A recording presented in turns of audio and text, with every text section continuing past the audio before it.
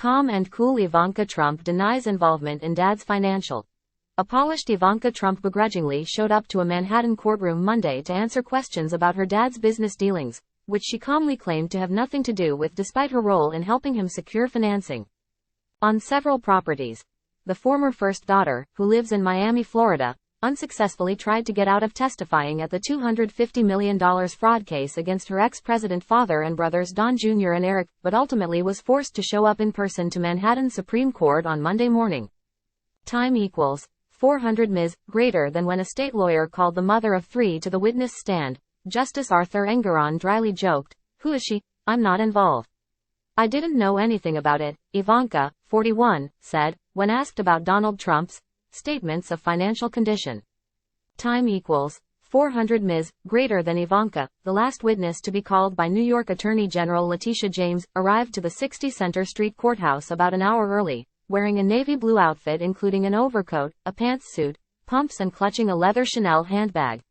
James, who observed the testimony Wednesday from the front row, claims in her lawsuit that Trump, 77, exaggerated his net worth by billions a year on annual statements of financial condition to save hundreds of millions on bank and insurance terms. While Ivanka, a businesswoman and former vice president of the Trump Organization, denied involvement in preparing the filings, court evidence showed that she was involved in securing financing for several Trump properties and she corresponded about the statements with potential lenders. In an August 2011 email to one banker, written as Ivanka was trying to get financing for the Trump National Doral Golf Club in Miami, she wrote, "My father will also send you his more recent financial statements by hard mail." In a 2011 letter with Deutsche Bank seeking a loan for Doral, she wrote, "I am pleased to include the most recent financial statement." Ivanka testified that her husband, Jared Kushner, introduced her to a private wealth manager with Deutsche Bank as the Trumps were seeking financing to buy and overhaul the Doral Golf Resort near Miami around 2010 or 2011. She said that the family real estate company ultimately ended up going with the Deutsche Bank to finance Doral, and in one 2011 email about the terms she said, "It doesn't get better than this, and let's discuss ASAP." Time equals 400 Ms. greater than, "Well, we ended up doing the deal with Deutsche Bank," Ivanka said when asked if it was a good deal.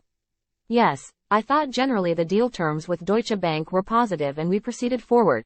Throughout Ivanka's testimony, she was noticeably less combative than her dad was on Monday and her brother Eric was last week.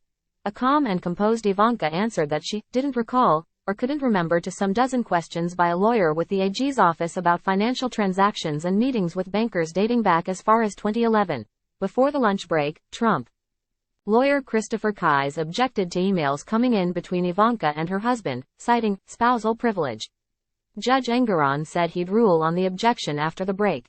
Ivanka was previously named as a defendant in the suit, alongside her brothers and dad, until she was dismissed from the case in June by an appeals court that found the claims against her fell outside the statute of limitations.